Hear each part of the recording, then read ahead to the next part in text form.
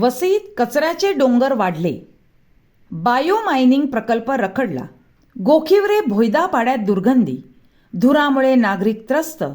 घनकचरा व्यवस्थापनावर मोठा ताण. वसई विरार शहरातील कचऱ्याचा प्रश्न पुन्हा एकदा गंभीर बनला आहे. वसई पूर्वेतील गोखिवरे भोयदापाडा येथील कचराभूमीवर कचऱ्याचे मोठमोठे ढीग साचले असून गेल्या वर्षभरापासून बायोमायनिंग प्रकल्पाचे काम रखडल्याचा आरोप होत आहे. शहरातून दररोज सुमारे 1000 ते 1200 मेट्रिक टन कचरा संकलित केला जात असल्याने त्याची विल्हेवाट लावण्याचा प्रश्न दिवसेंदिवस गंभीर होत चालला आहे. कचऱ्याची दुर्गंधी, आगीमुळे निर्माण होणारा धूर आणि पावसाळ्यात वाहून जाणाऱ्या दूषित पाण्यामुळे परिसरातील नागरिक त्रस्त असल्याच्या तक्रारी आहेत. एकीकडे कचऱ्याचे डोंगर वाढतायत तर दुसरीकडे महापालिकेने घाऊक कचरा निर्मात्यांसाठी नवे नियम लागू केले आहेत. त्यामुळे आता महापालिका या कचऱ्याच्या समस्येवर नेमका काय तोडगा काढणार हा सवाल उपस्थित होत आहे. वसई विरार शहरात दररोज हजारो मेट्रिक टन कचरा निर्माण होतो. शहरातील विविध भागांतून संकलित होणारा हा कचरा वसई पूर्वेतील गोखिवरे भोयदापाडा कचराभूमीवर टाकला जातो.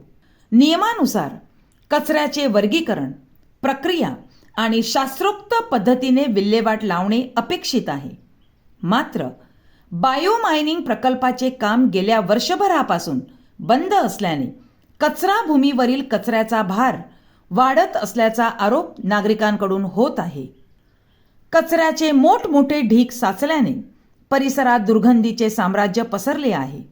त्यातच कचऱ्याला आग लागल्यानंतर निर्माण होणाऱ्या धुरामुळे नागरिकांना त्रास सहन करावा लागत असल्याची तक्रार आहे. पावसाळ्यात कचऱ्यातून वाहून जाणारे दूषित पाणी परिसरात पसरत असल्याचीही नागरिकांची तक्रार आहे. त्यामुळे केवळ दुर्गंधी आणि धुराचाच प्रश्न नाही तर पर्यावरण आणि नागरिकांच्या आरोग्याचाही प्रश्न गंभीर बनला आहे. गोखिवरे भोयदापाडा सोबतच नालासोपारा येथील श्रीप्रस्थ मार्ग आणि रिद्धिविनायक रुग्णालयाकडे जाणाऱ्या रस्त्यालगतही कचऱ्याचे ढीग साचत असल्याचे चित्र पाहायला मिळत आहे. शहराचा विस्तार आणि वाढती लोकसंख्या पाहता घनकचरा व्यवस्थापनासाठी अधिक प्रभावी आणि शाश्वत उपाययोजना करण्याची मागणी आता नागरिकांकडून होत आहे. दरम्यान वाढत्या कचऱ्याच्या पार्श्वभूमीवर वसई विरार महापालिकेने घाऊक कचरा निर्मात्यांसाठी नवे नियम लागू केले आहेत.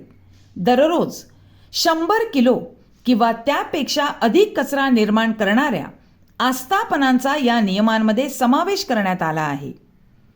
यामध्ये 50 पेक्षा अधिक सदनिका असलेल्या गृहनिर्माण संस्था, उपाहारगृहे, रुग्णालये, मॉल, शैक्षणिक संस्था, विवाह आणि समारंभ सभागृह तसेच कारखाने यांचा समावेश आहे.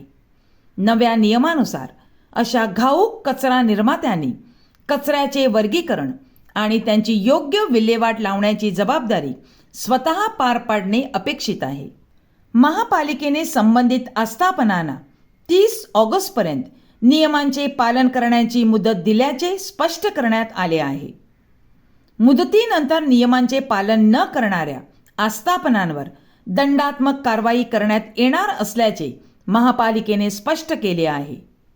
एकीकडे महापालिका घाऊक कचरा निर्मात्यांवर नियमांची अंमलबजावणी करण्याच्या तयारीत आहे, पण दुसरीकडे शहरातील कचऱ्याचे डोंगर, रखडलेला बायोमायनिंग प्रकल्प आणि कचराभूमीमुळे त्रस्त नागरिक यांचा प्रश्न अद्याप कायम आहे. बायोमायनिंग प्रकल्प नेमका कधी सुरू होणार? कचराभूमीवरील जुना कचरा कधी हटवला जाणार?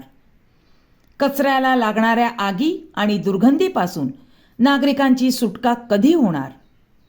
आणि वाढत्या कचऱ्याचे शास्त्रोक्त व्यवस्थापन करण्यासाठी महापालिकेची दीर्घकालीन योजना काय आहे? या प्रश्नांची उत्तरे आता प्रशासनाने नागरिकांना देणे गरजेचे आहे. कारण कचऱ्याचे डोंगर वाढत गेले आणि त्यावर वेळीच प्रक्रिया झाली नाही तर हा प्रश्न केवळ अस्वच्छतेपुरता मर्यादित राहणार नाही, तर तो पर्यावरण आणि नागरिकांच्या आरोग्यासाठीही मोठे संकट ठरू शकतो.